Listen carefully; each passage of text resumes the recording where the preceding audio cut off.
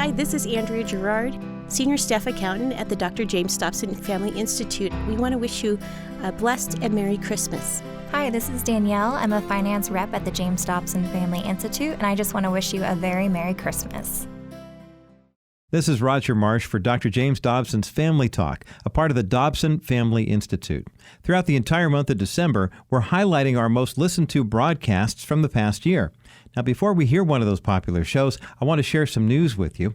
A gracious donor of our ministry has gifted us with a generous matching grant for this Christmas season. This effectively doubles every donation we receive until we've reached our goal. Learn how you can be a part of this match by going to drjamesdobson.org. That's drjamesdobson.org. Or you can call for more information at 877-732-6825. That's 877-732-6825. And now, here's another one of our most popular broadcasts from 2019 on this edition of Dr. James Dobson's Family Talk. Today on Family Talk. Well, this is James Dobson, and you're listening to Family Talk, which is a production of our parent organization, James Dobson Family Institute. My staff and I are in the conference room here at James Dobson Family Institute, and we have just watched a portion of a new documentary video that is titled No Safe Spaces. We're going to be talking about that and other things here with my guest, Dennis Prager. He has insisted that I call him Dennis. I find it difficult to do because I have such respect for this man. I'm delighted to have you here. Would everybody welcome this man? Thank you so much. Dennis has been here today doing his own program upstairs in our studio. He's heard all across the country on the Salem Radio Network. How many stations are you on, Dennis? Between 200 and 300. I try to always understate. Maybe it's 400. A lot. That's all I know. And they're big stations, and there's one of them here in Colorado Springs, That's and I right. listen to you regularly. It's not possible for me to fully express how much I appreciate you and respect you and admire you. You've done wonderful work. You're an Orthodox Jew. I'm a committed Christian. But we have a lot in common. There's a lot that we take on together in the culture war. I consider you to be a fellow warrior in that conflict. We're losing it, aren't we? That's my impression anyway. First, let me just say that I would amend your conjunction. You said you're committed Christian and I'm a committed Jew, but we have so much in common. I would drop the but and do and, therefore. That's the case. The committed Christian and the committed Jew have far more in common. On the great issues of our day, the moral issues, our views are utterly unison. We are worried about America because if America fails, cruelty on earth will increase exponentially. The people who tear down this country don't love human beings, because if they did, they would understand that the greatest force for good on earth is the United States. All people need to do is think, what would happen if the American military decided to all go home? They just wanted to go back to friends and family. No more American military. Within 6 months, how many human beings would be tortured, raped, and murdered on this planet if that happened? As I've often said, if they really gave the Nobel Peace Prize honorably and honestly, it would be given to the U.S. military, the greatest force for peace on earth. You know that, and I know that. We're fighting for it. Are we losing? We were almost defeated on Election Day of 2016. And then, incredibly, we got a reprieve. That's how I look at it. That's how bad things were that day. I wrote a book on happiness. I do an hour on happiness every week since 1999. I'm a happy human being, but I was despondent about the chances of our country recuperating from the onslaught of the left and I always distinguish between the left and liberals. In our film, No Safe Spaces, there are so many liberals who agree with us. No leftists agree with us. Let's talk about that film. We have just seen it, and I found it deeply disturbing and moving because it does describe the condition of the university system in this country and so many other things where we are losing ground. Freedom of speech, freedom of assembly, the religious liberties that we have enjoyed is all in jeopardy. And your film describes that graphically. Tell us, or tell the other people who haven't seen it, what you were getting at there. Well, first of all, even if it weren't a terrific film, people should see it on the moral grounds that we can't let the Hollywood left dominate the film industry. We need to put out films as well and have people see them and be successful. But it is a terrific film. I have always put terrific ahead of any other consideration in my life. If it isn't wonderful, I don't want to be part of it. This is better than I even expected. So, No Safe Spaces. How's it going to be distributed? How can people see it? Well, it starts out in one major city, and then it goes from there on. So it'll be in theaters? Oh, it'll be in theaters all over the country. That is correct. Yeah. What you said was good. You said it was disturbing and moving. That's exactly right. Yeah. By the way, you'll also laugh, because if Adam Carolla's in it, you have to laugh. I think he's the funniest living human being in the English language. So he calls himself an atheist. I'm a believing in God, deep believing in God. I have a Bible commentary I'm on volume 3. You could get it at Costco. It's that popular, I'm proud to say. You are an authority on the Torah, aren't you? Yeah, well, that I will acknowledge. I don't know if I'm a star, but I am an authority on the Torah, yes. Yes. That is correct.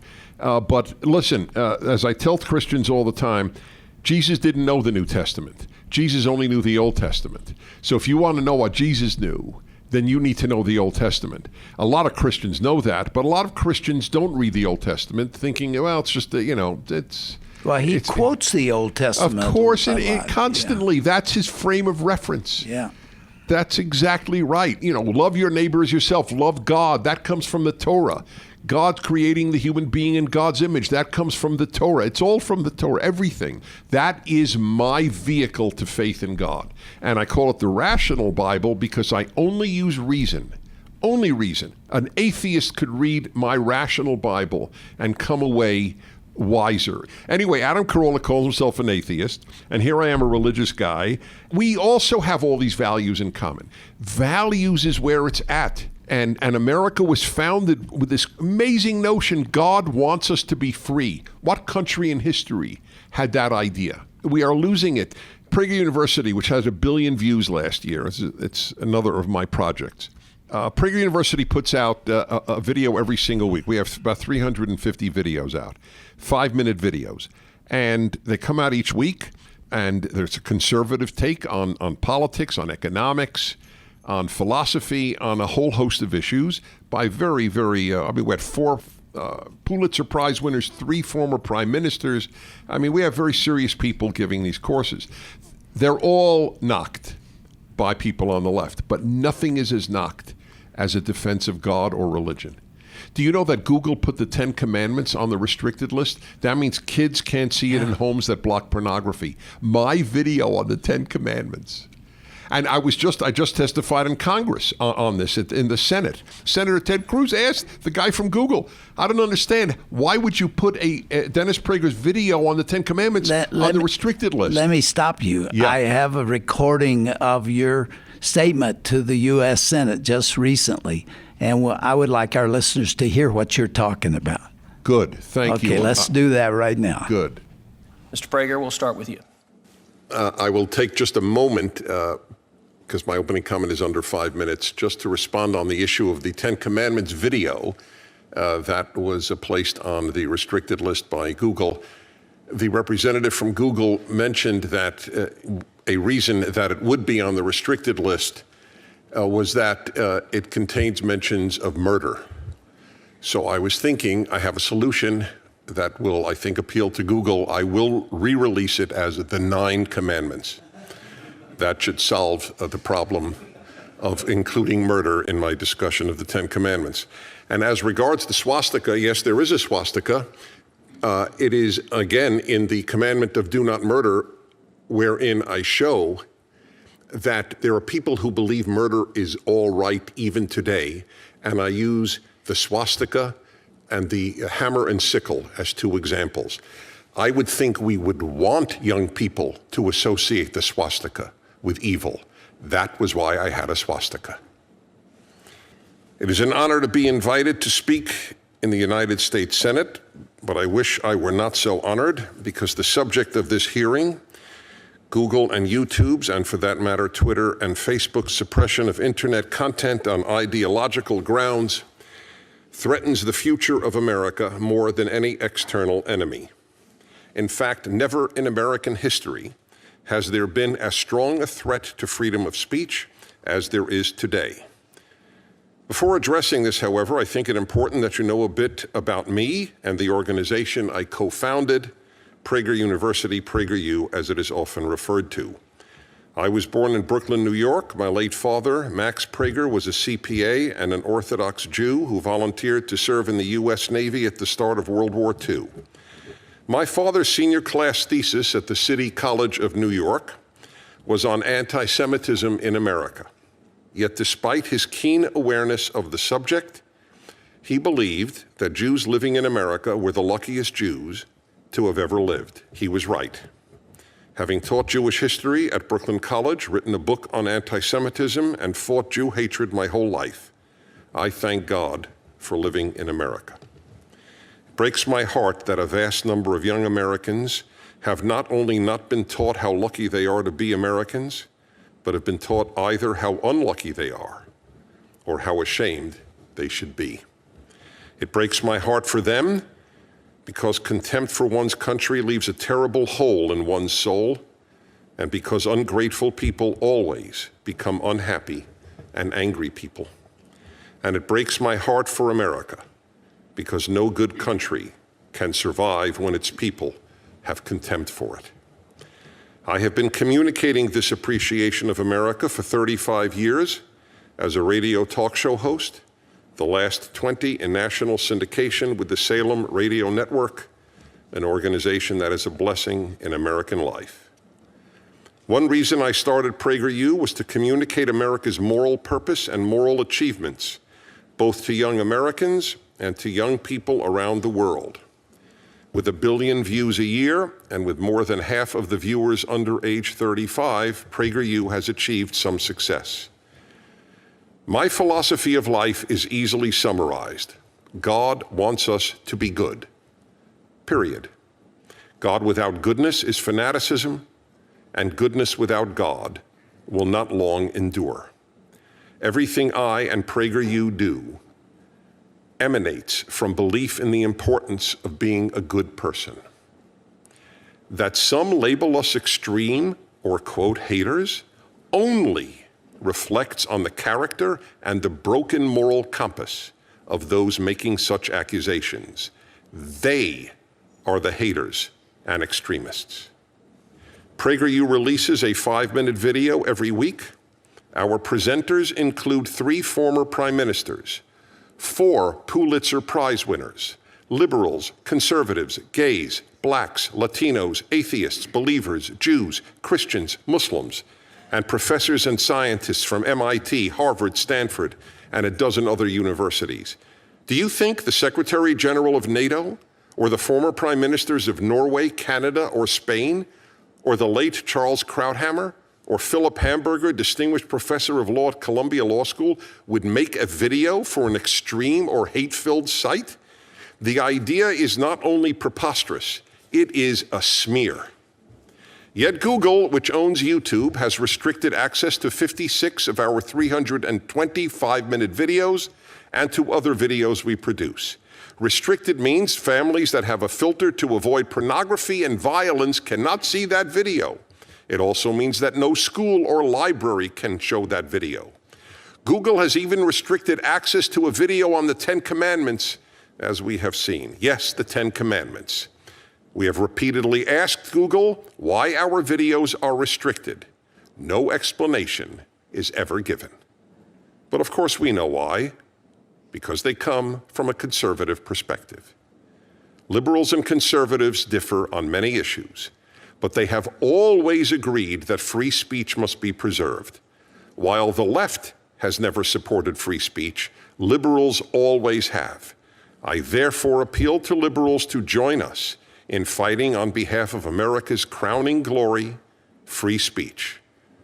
Otherwise, I promise you, one day you will say, first they came after conservatives, and I said nothing. And then they came after me, and there was no one left to speak up for me. Thank you. Thank you, Mr. Prager. My goodness, that is powerful. Thank you. What has been the reaction to that short statement? First, liberals often wrote on their comments, because I read comments on YouTube. I'm very curious what people say who hate me or love me or neither. There were quite a few who said, I don't agree with Dennis Prager on almost anything, but he's right on this. And that's fine with me. That's fine. To disagree with me on everything except freedom, you're my ally. And the conservatives, it's very interesting. I'm obviously mostly supportive, but there were a couple of pieces in conservative journals saying that, this is not right. And I was thinking, if a conservative does not acknowledge that a place like Prager University has been suppressed because of ideology, then I don't know what makes them conservative. There are 320 videos, only 15 are about Israel. Half of them are on the restricted list. Is that not ideological? Alan Dershowitz, liberal, Hillary Clinton supporting professor of law at Harvard, puts out a video on the legality of Israel's founding. I mean, it almost sounds like it'll put you to sleep. The legality of Israel, it's on the restricted list. Children, libraries can't see it. That's not ideological? Is that symptomatic of what's happening in the universities? Yes, totally. Listen, the university, it's elite. And if the elites have contempt for freedom, then these are trickle-down ideas. They go down from the elite to the average person. There are kids who will now think, if you're white, you have white privilege. They don't even know what that means. What does it mean, white privilege? Why do white men commit suicide at a greater rate than any other group in the country if they have white privilege? I guess they didn't get the message. They probably didn't go to college. The whole thing is so perverse. That Ben Shapiro needed $600,000 in security to speak at Berkeley? That's vile. The guy's an Orthodox Jew saying how much he loves America. He's not even the biggest Trump fan. That's the irony of ironies. I mean, he supports the president, but he's very critical, and he was in the beginning, he was quite opposed. So when I went to Berkeley, as you can see in the film, when I said, hey, listen, I have an idea. Since I believe in clarity over agreement, that's a motto of my radio show, I'll just have a dialogue debate with their best leftist students. Okay, so that way there were no riots, there was no screaming, they heard everything, and let me tell you how it ended. It's very interesting. I asked them if they think people are basically good, which is the dividing line between wisdom and idiocy.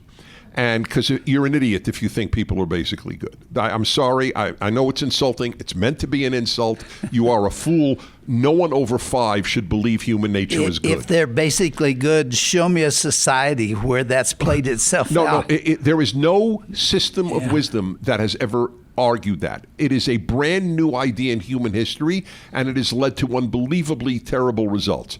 Anyway, so I asked them, do you think people are basically good? And of course I knew what they'd say. Yes, we do. Because if you're on the left, you're naive as a definition of your condition. So they said yes, and then they continued. I said, I want to tell you why you think people are basically good. Because you live in America, where there are so many good people. You know, David said, in sin did my mother conceive me. It was not that I bumped into a wicked environment and learned to do wrong. We're born with it. It's genetic to us, and it goes back clear to the garden from our perspective. Well, that's why I asked the Berkeley students, are we basically good? That's right. And they said yes. That's right. I feel sorry for them. I feel sorry for us, because we will bear the brunt of their foolishness. What is happening on the university campus today? Describe it in greater detail. Look, we have in the film Brent Weinstein. Brent Weinstein is as liberal as you can get without crossing the line into leftism. He was a professor at Evergreen College. Even within college standards, it's a left-wing university. One day they announced all whites should leave the campus. So Brent Weinstein's been teaching biology there. The guy's an atheist, evolutionist, liberal/leftist, but not fully leftist. He says, excuse me. You're not going to have me leave because of my race. I'm staying here. You will see the screaming and cursing of this professor by students. Ultimately, he had to be escorted by the police to the university, and ultimately he left because the university announced, we cannot guarantee your safety for not leaving the university. And of course, all the other wimps, AKA professors, they left, but he didn't. And so this is typical of our universities today all over the country. There are a handful of exceptions, they're very. Oberlin has just paid millions of dollars because they joined the boycott of a bakery that has been in Oberlin, Ohio for like 80 years. They caught a black kid shoplifting, and it was on camera. The guy shoplifted, but they were accused of racism for chasing him down. And the students boycotted it, and Oberlin joined the boycott of the bakery. And now they have to pay millions of dollars. I hope Oberlin goes bankrupt. If Oberlin closes, America will be a better place. That is how bad our universities have become. You know, it's not just the universities, but it starts in kindergarten now. Totally. Here in Colorado, the schools have virtually been taken over by LGBTQ. And they are teaching 9-year-olds how to transform, how to change your gender, they call it, or the lack of gender. Well, they're not even called boys and girls in many schools now. Now, that really makes me angry. I mean, if child students abuse. want to go off to a liberal university and get propagandized, that's correct. That's their business. Right, but when you take a 5, 6, 7, 8, That's 9 right. kid, You're right. and you teach them things that are morally wrong, and well, the parents scientifically don't have, wrong, morally the wrong. Oh, opportunity. Parents are a nuisance to the left. They are. Yes, that's exactly right. And they have no That is why, authority. by the way, in my Rational Bible series, I came out, thus far I've done Genesis and Exodus. And in Exodus, I have 20,000 words on the 10 Commandments, and I write tersely. And I have actually come to believe that in many ways, honor your father and mother may be the most important of the 10 Commandments. Every totalitarian regime breaks the authority of parents first. That's what they did in Nazi Germany with Hitler Youth, and that's what they did in the Soviet Union with the Komsomol. The hero of the Soviet Union in the 1930s was a boy named Pavlik Morozov. He snitched on his parents, a Ukrainian child, who were stealing food so the family wouldn't starve to death when Stalin was starving the Ukrainians to death purposely. People could read the Red Famine and read about it. And the parents were killed. The child was declared a national hero. There were postage stamps. Your allegiance is to Stalin and the party, not to your parents. And if you honor your parents, you'll honor God, you'll honor your teacher, you'll honor the police. The breakdown of authority is what getting rid of parental authority is about. Hitler said, who cares what the adults think? We already have their kids. That's not a quote, but that's very close. No, that's exactly right. As I say, all totalitarian regimes break the authority of parents. I'm telling you, and parents, that's what is you happening. better object to this because That's you're right. losing your kids. Well, the only way to solve it, I hate to say this, is for parents to take their kids out of schools. If you have a great school in your neighborhood, obviously send them there. I have no problem. Would you have said that 10 years ago? No. How rapidly is this changing? The decline is like an avalanche. It gathers steam as it goes down the mountain.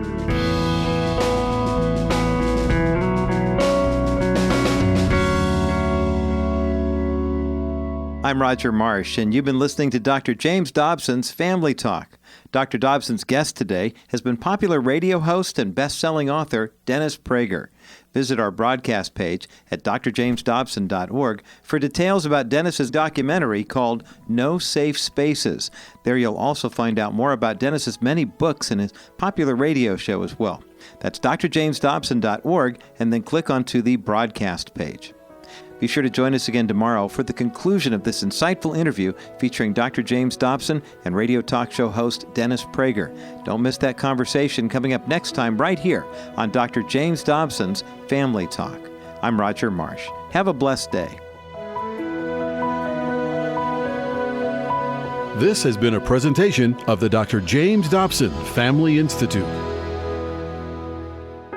Hi, this is Roger Marsh for Family Talk with some exciting news. We've selected 18 of the most popular broadcasts of the past year and present them to you together on 6 audio CDs in the 2019 Family Talk Best of Broadcast collection.